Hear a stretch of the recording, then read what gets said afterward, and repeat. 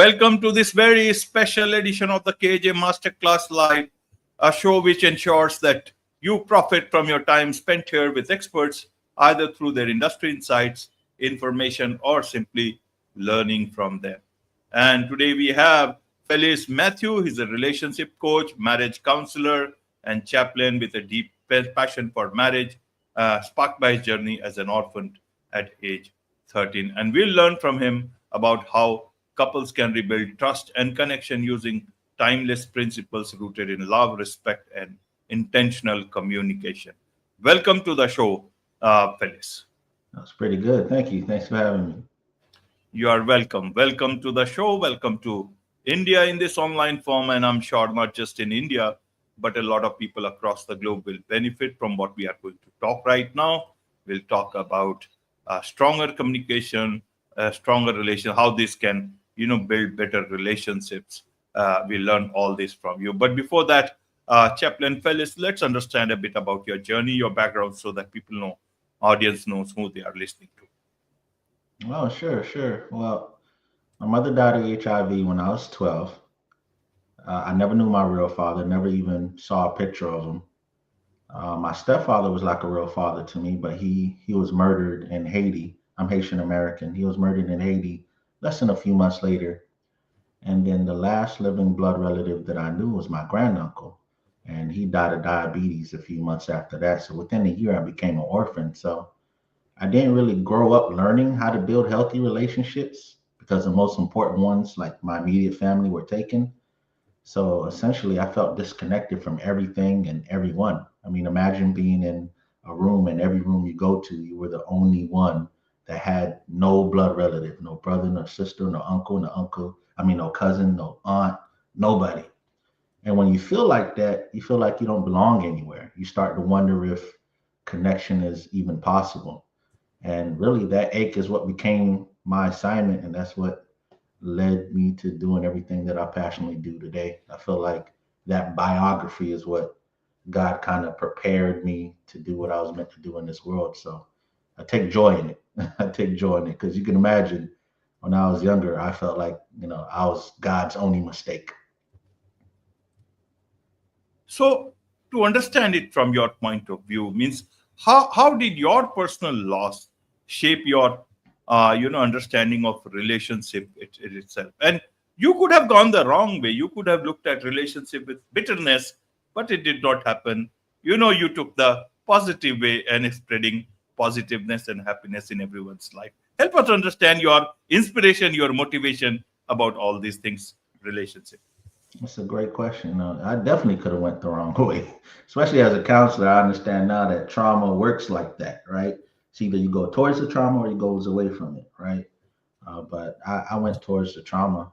Well, I was an orphan, trying to figure out how I could not be alone in this world. Like as a 13-year-old kid, I was 13 by the time my granduncle died of diabetes. As a 13-year-old kid, I thought to myself, man, if I die, that's the end of my bloodline, even as a 13-year-old kid. So I said, okay, I got to have a wife and I got to have 6 kids. That's what I was really thinking, right? So I made it my life's work to kind of study how human beings connect and more importantly, why we disconnect. And that led me to 20 communication problems that I see that keeps people from connecting to each other, understanding each other, or staying together. Absolutely, we'll understand. But why 6 kids? And how many kids you have now? I Any want to say, mathematical any mathematical calculation at that age for 6 kids? I want to, my mindset, honestly, to be funny, but I was seriously thinking this. I wanted 5 starters in the basketball team and one on the bench. That's how I used to always say it. Six just felt right. I didn't want an odd number, right? So I wanted 6. I only have one kid, and God slapped me and said, "You don't know what you're asking for." So I have one son. He's 3, and his name is Christian. And I think that's enough. If he lives and he knows Jesus, and he lives past me, then I'm fine. I think I'm good. Of course, of course. So coming to the point of point of relationships and all, you talked about your loss, and nowadays you see people have everything. They've got money, they have got cars, all the good things, and they don't value relationships. And there is Yeah. whole about everything. So is it that God has to send loss in our life to understand things better? Or should we understand things when we are very fine, when everything is good with us, when everything good is around us? How would you like to explain these things for people, Phyllis? I think God uses many tools in reality to get us to get the message. Sometimes we never get it. Sometimes it takes a while to get it. Sometimes we get it immediately if something like death or a catastrophe happens. But I think, life, the world is God's toolbox. I think sometimes we take things for granted as human beings, right? You ever been a kid and you had your parents cooking something, but you wanted maybe fast food or junk or ice cream. But when you get older, you think, man, that was a good meal. Something as simple as a meal gets us feel that. So people have no chance, right? I think that's just human nature. And once again, I think that goes back to the core of human nature in our character flaw. I call it sin because of what I believe, but I think it's just a character flaw. It's in us to not appreciate what we have sometimes until it's gone. Right. How did this whole thing about becoming a marriage counselor, relationship coach happen? One is having aspirations for yourself, but one is to achieve or get that qualification, understanding of things to be able to explain to others, especially in your case when you did not have or was fortunate enough to see those things. How was that motivation journey? How did that happen? How did you prepare for it? And how did people understand your qualification about being a marriage counselor?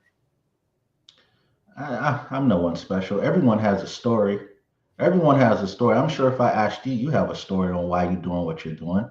There's something that you probably did younger that you just loved and you did over and over and you paid attention to more. So now you've got a depth of knowledge, experience, and wisdom.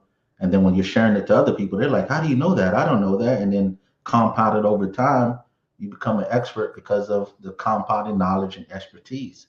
I want people to understand. Like, if people understand the orphan boy, they'll know me, and everything I do that you could pull up online will make sense. And I hate to keep going back to the story, but it's really the core of who I am. I was a kid who had nobody. Now, I'm not saying that I didn't have people that loved me and cared for me and took care of me or guided me. I'm saying I didn't have a blood relative. And as a counselor, I understand that your blood relation, your immediate family, is the first layer of your identity. So that was removed. I didn't know who I was. I didn't know how to connect to this world. So I was a kid who had a Nintendo controller in one hand and a relationship book in the other hand as a 13-year-old kid. One of the first books I ever read was Men Are From Mars and Women Are From Venus. If you are older and are into relationship books, you probably remember that book. The modern day version of that book now is probably The Five Love Languages by Dr. Gary Chapman. But back then, Men Are From Mars and Women Are From Venus was the Omega book of relationship books. So to answer your question, I felt like God made a mistake with me. Why was I the only one that had no bloodline? Why was I the only one alone? Right? What did I do? Why did God hate me? Fast forward, all my passion and obsession for relationships to try to figure out what made them last and what made them separate. Why did people love each other one moment and then hate each other no another moment? Why did people vow to be together forever and then in the search of trying to understand that, it just led to me just being stuck with a lot of the same problems that a lot of people had. Like, a quote from Albert Einstein comes to mind, and I'm not comparing myself to his greatness. And the quote really resonates with me. He said, "It's not that I'm smart. I just stuck with problems longer than most people." Well, as a 13-year-old kid, the lack of broken relationships was a problem for me, right? I seen brothers who took their relationships for granted. I seen husbands and wives, sisters. I seen friends, employees, staff. I seen people who took their relationships for granted. And here I was as an orphan kid who didn't have that. And I'm like, you don't know what you have. I would rather have family that hated me than have nobody. So all that compounded over time, it made sense that I would become a counselor. And then when that aha moment, you know how everybody has an aha moment, well, you look back and said, oh, that's why. Well, that aha moment was like God took this mess and he turned it to a message. And now from the educational content that my wife and I teach online, we've reached millions of people. From our blogs to our videos, we've reached millions of people that find value and depth in what we teach. So praise God. Absolutely. So, as a marriage counselor, what is it that people generally come to? I want to understand what are the major problems that people come to you for. What are they facing things on the ground? What are these issues that you try to solve that they cannot solve amongst two of them? Whether you're married, whether you're running a company, whether you're siblings, whether you're friends, the number one problem that I've known since 13 is poor communication. I don't even know what number two is. Poor communication is by far the number one problem. So that I get that a lot. I get that a lot. Whether it's people reaching out on our social media platforms, whether it's speaking at a nonprofit or going to consult at an organization, poor communication is always the core. And let me ask you this, Ajay. What do you think? If I let's take communication and let's not make it an option. What do you think the number one problem in a relationship is? I agree with you. It's all communication, poor communication, no communication, or wrong communication, or miscommunication. Everything related to communication. Now let's act like you don't agree with me and just let's play with the audience for a little bit. Let's just you just name something else. I want to show the audience something. Maybe the world has created a lot of distractions. So people, in the relationship, you are not the focus point. The other person get distracted by everything else rather than you. So you're not the focus point. Your needs are not being prioritized. Your wants and desires are not being cherished or honored in the relationship, right? So that would be the problem, right? So now, for anyone that doesn't think that communication is the number one problem, I would ask them, whatever problem that you list, how do you plan to solve it? And then inevitably, you're going to say, well, we're going to talk. Exactly. That's the bridge. But not everybody can talk efficiently or effectively. Right. So, Felice, you talk about poor communication. What is this poor communication? And how did earlier you had rich communication and then everything becomes so poor in terms of communication? How does that happen? Because you were rich in communication at one point in time, Felice. How much time you have, Jay? Like you're asking a loaded question here. I don't know if we have that much time. I mean, you have time. You can see you. It's very early for you, 3 a.m. I don't know how you have this much of energy. I really, admire it. It's layers, Jay. Like, did you play any sports or anything? Do you have any skill that you've played growing up? Yes. What did you play? Cricket in India is everyone's first game. Many of them play. Yes. My wife is from St. Lucia, so I'm very familiar with cricket. Right, her whole family's from St. Lucia, so cricket, yeah, I understand. I don't know the game like that, but I know from watching her million family members, she has a million family members, so I get the cricket, right? So right. Now, if someone were to ask you, how do you become a good cricket player? Would you just say, oh, just do one thing? Or would you say there's this, there's that, there's that, and all of it working together? You see what I'm saying? So communication is a whole bunch of things working together. Now, let's answer the two-part question. How does it start as good communication and then lead to poor communication? Let me answer that first before I answer what is effective communication or give a general idea. Well, for one, it rarely starts as good communication. It starts as distractions. Oh, they look good. They got this money. Oh, they want me. They have this status. They make me laugh. We have this chemistry. We have this vibe. That right there gives us a certain type of dopamine. right? It makes us feel good. It's like getting chocolate, right? Or drinking some wine and getting that buzz. So now that distracts us from the cracks in communication. Is as the relationship continues, and we all know in a long-term relationship, chemistry is nice, attraction is nice, vibe is nice, but that's not the backbone of a real relationship, right? I think we all can agree on that. So now you start to see what the backbone is, right? And then you see there's all these cracks. And by that time, you're in our counseling office, and a lot of people don't want to put in the work it's going to take to actually seal those cracks, unfortunately. Right now, but what is effective communication? Well, let's think about the word communication.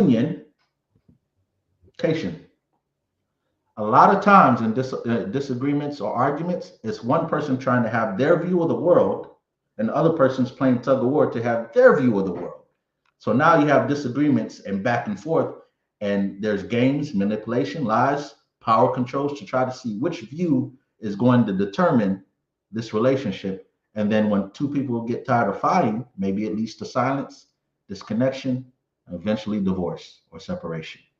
So the answer really is, it's not about your way being the right way of the highway. It's not about their way being the right way of the highway. It's a union. It's a union of views when it comes to thoughts, feelings, expectations, ideas, wants, desires. That's really what we do in all our successful relationships. If you think about it, who agrees with everybody? Nobody agrees with everybody, like everything somebody says. But I'm sure you can think about whether it's coworker, friends, or girlfriends, or wives, or boyfriends. You can think about how y'all coexist through a union of what really matters versus this tug of war. And that's really what it is. Right, right. So, if I understand correctly, and correct me if I'm wrong, so this union is in the, it has God's blessing. And if God blesses something, then why does God move out of this picture? Why don't people keep that faith in that relationship, or in that union, or communication, union, that you call it? How can one bring God here, or or does God also want to be out of this whole thing because seeing the problems that people create for themselves? Well, by union, I was just using it generally. If we're talking about, from my perspective as a Christian, then yes, it's God at the center, and then you have husband and wife. Then that union is something different than what I was just talking about. I was just talking about the general union of two people forming a relationship. But if we're talking about a marriage, God at the center, for me and my belief, means that his ways leads the marriage, not your expectations, not your traditions, not your feelings, not your desires. What he says about relationships is what leads the way. That's what you submit to. For example, my car has a manufacturer and it has a manual. It says a certain type of gas, certain type of parts, certain type of everything. I can put other parts and gas into it, but I'm not operating under how the manual and the manufacturer intended it to operate. So that's how I see the union and following what God says, and keeping him at the center. Now, if we're talking about a union generally, right? We're talking about a union generally. Then what I'm talking about is keeping the perspective of, it's not my way, the highway. I'm with someone else that has their own feelings, their own ideas, their own expectations, wants, desires, needs. So at no given time should I eclipse their world because I'm joining their world, right? A lot of the arguments, a lot of poor communication happens because there's a tug of war of, this is going to go my way. And my question is, says who? And why do you feel that way? And what if they felt that way to you? How would you feel? Right, right. So you talk about 20 common marriage problems and solutions, and you talked about communication as the poor communication as the big problem. So what are some great communication tips that you can quickly share with our audience? Work on yourself deeply. Work on your character deeply, because honestly, poor communication is not really just communication problems, it's character problems that show up in conversations. For instance, if I'm a prideful person, what is that conversation going to sound like as a husband, a brother, a sister, a leader, a friend? What is it going to sound like? I'm always right and you're always wrong. I know better than you. I know such and such and this and this. So is that a communication problem per se, or is that a character problem that shows up into conversations? So the tip that I would say, number one, and this is what I often say for singles that say they want to prepare for marriage deeply: work on your flaws. You know your flaws. Your friends have told you, your family has told you, you've looked in the mirror and saw it, you've denied it. You know your flaws. So work on your flaws, because that's going to show up in your communication. That's going to show up in every single relationship that you have. Right, right. So one last thing I want to understand from you, Felice, is that people put also a lot of pressure into their relationships. There's this whole talk about couple goals. There's this whole talk about expectations, fulfillment, and so many other things. How would you like to people to look at these things? In social media, couple goals, and so many other things. Are they unnecessarily putting pressure on the relationship, or are they creating unnecessary expectation rather than walking together? Your mind, or rather than setting on the walk together, it's all set on different goals altogether differently. How do you look at these things? Are these really adding pressure in today's time? It's adding pressure if the goals are unrealistic, if the expectations are unrealistic, if what you're aiming for is unrealistic. Yeah, I can see it's pressure. Like, if you're asking someone to run a mile in a minute and that's the goal, that's a lot of pressure. It's never been done. It's probably impossible. Right. But I'm not opposed to any goals or expectations. We all have expectations. You expected me to show up. You expect me to add value to your audience. I expected you to ask me questions and to make this. Expectations are fine. It's unrealistic expectations and unrealistic goals that gives the pressure. So once again, union. What does this person want? What's the goal that they have in mind? What's the expectation that they have in mind? What's the vision for the relationship that they have in mind? And what's that other person's vision, goals, expectations? Can they coexist? Not perfectly, because no one coexists perfectly, but can they coexist based on what you desire in that future and based on the path that you're walking? If you can coexist, and if you have a mentality of it's not my way to highway, and if you have a mentality of union and fusion, then you can iron out the details. Absolutely. Absolutely. There's much to learn about all these things from you, Felice, and I'm sure a lot of people would want to, learn more from you, about you, get your help, also know about your Married as One ministry, all these things. So what's the best way for them to connect with you, Chaplain Felice? Well, first of all, thank you. Thank you for sharing your platform. And great questions. Great question. I love to come back. It's great, deep questions. A lot of, well, I'm not going to say what a lot of people do, but they scratch the surface. So I appreciate I can see why you did so many episodes. But well, here's my message to anyone listening to this. If you ever felt like, people aren't hearing you, whether it's your spouse, your team, your staff, or organization you're leading, and it leads to reoccurring arguments or misunderstandings, then the course that I created could help. That course was birthed because I've seen some of the same questions and problems for over 20 years. And I said, I can't always answer this and repeat this. So I just put it in a course. It's called 20 Communication Barriers, and it teaches you how to speak clearly, listen effectively, and connect deeply. You'll learn clinical and practical tools to improve every relationships that matters to you. You could check out a preview at marriedas1.com or bring me in to train your group.